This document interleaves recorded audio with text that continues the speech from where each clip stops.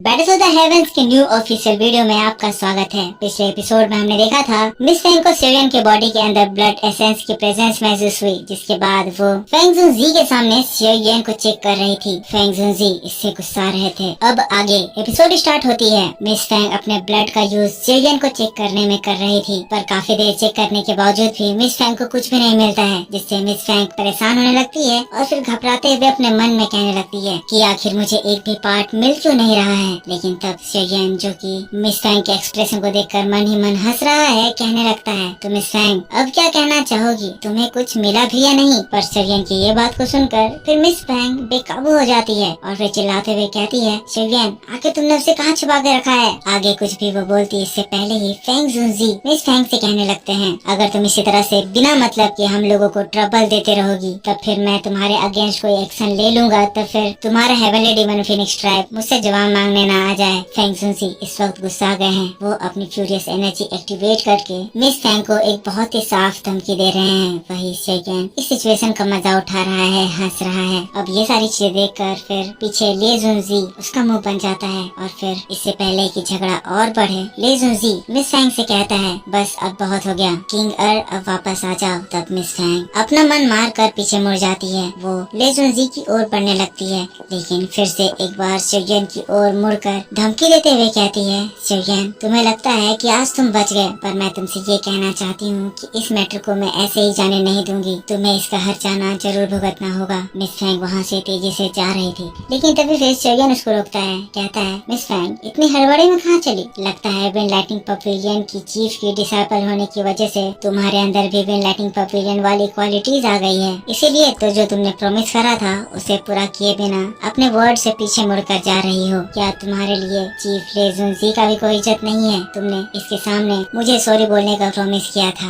ये बात सुनकर मिस फेंग रुक जाती है। अब ये इंसिडेंट होते ही ऊपर से सभी लोग बातें करने लगते हैं, तो वाकई में ये विंड लाइटनिंग पवेलियन के लोग इतने ज्यादा चीफ हैं कि सभी के सामने अपनी कही हुई बात से पीछे मुड़ जाते हैं। देखो ना ये किस तरह से सेवियन को चैलेंज करी थी, जिसके बाद ये उसके बॉडी से वो ब्लड एसेंस नहीं ढूंढ पाई, तब भी वो मुंह उठाकर बिना सॉरी बोले वहाँ से जा रही है। इन लोगों की तो कोई इज्जत ही नहीं है। अब यहाँ पर ये सभी लोग इन लोगों की बुराई कर रहे हैं, जो ले जुनजी और मिस फेंग दोनों को ही सुनाई दे रहा है। अब इतनी बेइज्जती होने के बाद तो मिस फेंग यहाँ से जा ही नहीं सकती थी, इसीलिए वो अब सेवियन की ओर मुड़कर बड़े धीरे आवाज में कहती है, आज का ये मैटर मेरी गलती थी। फेंग चिंग तुम्हें इसके लिए पूरे मन से सॉरी बोलती है। सेवियन मुझे माफ करना, मैंने तुम्हें गलत एक्यूज करा था। मैं होप करती हूँ मिस्टर सेवियन मुझे माफ कर देंगे। सेवियन को इतनी अच्छी माफी सुनकर तसल्ली मिली, जिसके बाद मिस फेंग वहाँ से एटीट्यूड में चले जाती है। फिर उसी के बाद हम लोगों को फेंग जुनजी को दिखाया जाता है, जो कि ले जुनजी की ओर आगे बढ़ते हुए कहते हैं, ले जुनजी जैसा कि एग्रीमेंट किया गया था, सेवियन और तुम्हारे डिसाइपल की फाइट में सेवियन जीत गया। इसका मतलब कि अब सेवियन और विंड लाइटनिंग पवेलियन के बीच में किसी भी तरह का मन मुटाव नहीं रहेगा। इसीलिए मैं होप करता हूँ आज के बाद विंड लाइटनिंग पवेलियन कभी भी सेवियन को परेशान नहीं करेगा। जिसके बाद ले जुनजी, जो कि ये बात सुनकर गहरी सांस लेता है, फिर उसके बाद सेवियन की ओर देखकर कहता है, सेवियन जैसा कि तुम जीत गए और हमारे लिए मिस्टर फेंग के वर्ड्स बहुत ज्यादा मायने रखते हैं, इसीलिए आज के बाद मैं या हमारा विंड लाइटनिंग पवेलियन तुमसे किसी भी तरह की कोई आर्ग्यू नहीं करेगा। पर फिर भी मैं तुम्हें एक चेतावनी देना चाहता हूँ, अगर तुम्हारे पास की जो 3000 लाइटनिंग मूवमेंट टेक्निक है वो तुम्हारे अलावा तुमसे किसी और के पास फ्यूचर में स्प्रेड हुई, तो याद रखना उस वक्त हमारे एग्रीमेंट कोई भी काम नहीं आएगा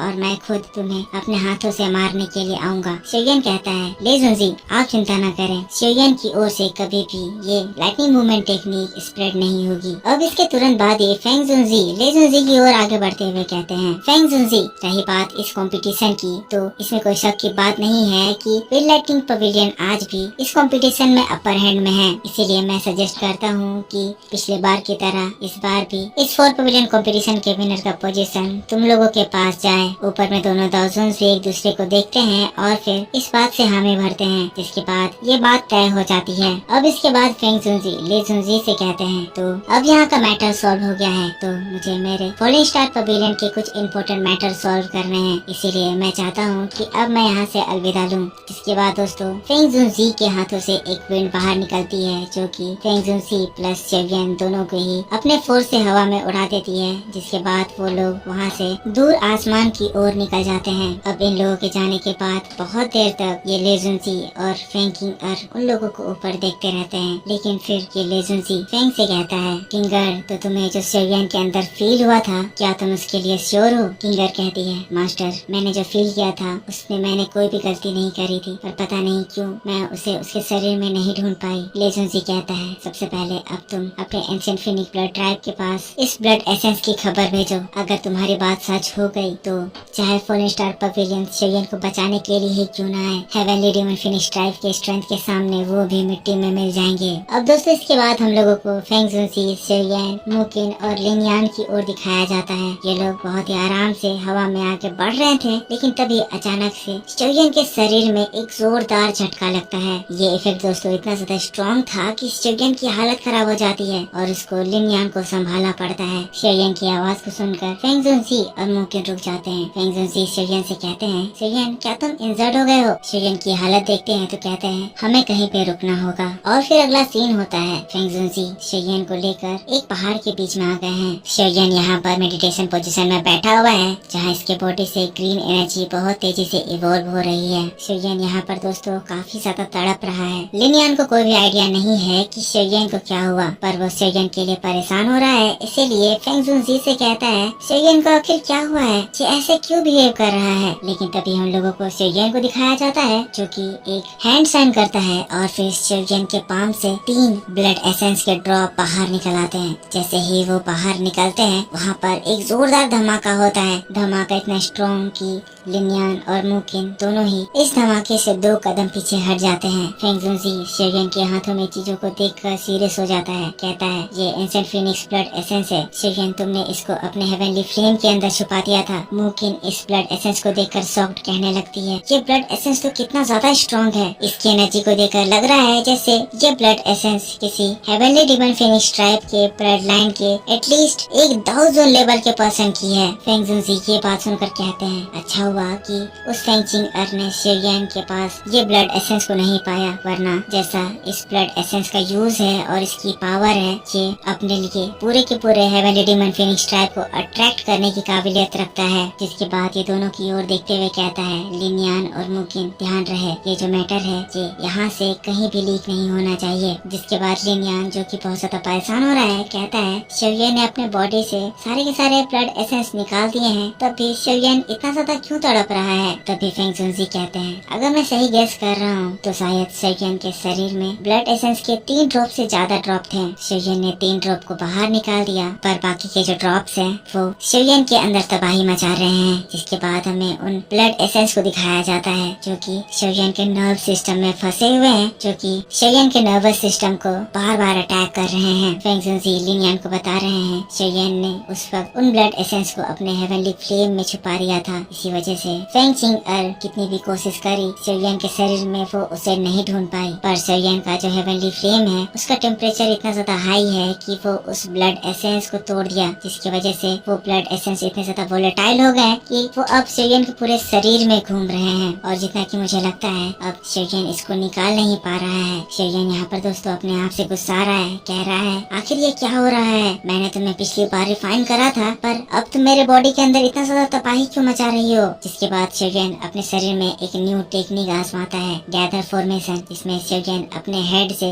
अपने फुट के टो तक हेवनली फ्लेम को अप से डाउन लेकर जाता है। ऐसा वो 3 से 4 बार करता है, जिसकी वजह से हेवनली फ्लेम उसके पूरे शरीर में फिर से घुसकर छोटे छोटे टुकड़ों में बिखरे हुए उस ब्लड एसेंस को कैद करते हुए एक वेसल में डाल देती है। पर वेसल में कैद होने के बावजूद भी वो ब्लड एसेंस बहुत ही ज्यादा वोलेटिलिटी दिखा रही है। शेयन डिसाइड करता है कि जल्दी से इसे इनको रिफाइन करना होगा। जिसके बाद शेयन अपनी डॉग की एनर्जी वेसल की ओर भेजता है और वेसल से फिर अपने बॉडी में उसको रिफाइन करने लगता है। थोड़ी देर तो ये प्रोसेस बहुत ही आराम से चलता है, पर शेयन का शरीर जैसे जैसे स्ट्रॉन्ग हो रहा था और जितनी ज्यादा क्वांटिटी में ये इस ब्लड एसेंस को रिफाइन कर रहा था, अचानक से ये रिफाइनिंग अग्रेसिव हो जाती है और शेयन की बॉडी को फिर से एक झटका लगता है। शेयन एनर्जी को संभालने की कोशिश कर रहा है, कह रहा है ये एनर्जी तो बहुत ज्यादा वोलेटाइल और बहुत ही ज्यादा बढ़ गई है, अब मैं क्या करूं? और फिर दोस्तों हम देखते हैं रेड एनर्जी सेवियन के शरीर को घेर लेती है, पर इसी बात के साथ बैटल ऑफ द हेवंस का ये एपिसोड इस जगह खत्म हो जाता है। आई होप आपको वीडियो जरूर पसंद आया होगा। पसंद आया है तो इसको एक लाइक कर देना। नेक्स्ट एपिसोड मैं आपके लिए बहुत जल्द 2 से 2.5 घंटे के अंदर इसी चैनल पे अपलोड कर दूंगा। वो एपिसोड भी बहुत ज्यादा इंटरेस्टिंग होगी,